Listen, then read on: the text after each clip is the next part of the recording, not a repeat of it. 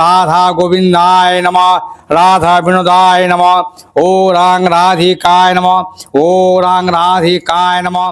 গঙ্গা দেবী দর্শন জয়দেব পেয়ে গেলেন, তখন উনি একটা ছোট্ট করে মেলা বসিয়ে গেলেন।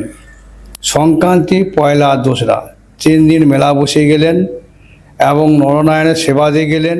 এই যে দেহি পদ পল্লব মুদারাম, এটা ভগবান শ্রীকৃষ্ণ স্বয়ং লিখেছে। কেউ যদি পুজো দিতে চায় বা ভোগ প্রসাদ পেতে চায়, এখানে কি প্রতিদিন নিত্য ভোগ প্রতিদিন অনেক ভোগ হয়, হ্যাঁ। সেক্ষেত্রে কিভাবে যোগাযোগ করবে? ফোনের মাধ্যমে।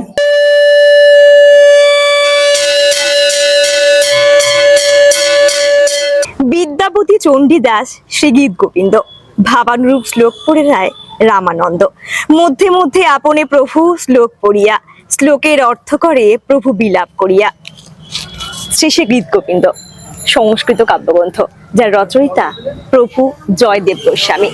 সেই জয়দেব গোস্বামীকে কেন্দ্র করে মেলা বসে জয়দেব কেন্দুলিতে মকর সংক্রান্তিতে। এমনই মেলা যে পশ্চিমবঙ্গের শ্রেষ্ঠ এবং বড় মেলা, যে মেলাকে কেন্দ্র করে বাউল আসর বসে এবং বাউলরা বায়না পায় এই মেলা থেকেই। আসুন সেই জয়দেব কেন্দুলি মন্দিরে আজ আপনাদের নিয়ে যাই এবং শোনাই সেই জয়দেব কেন্দুলি মন্দিরের কাহিনী এবং লুকিয়ে থাকা ইতিহাস।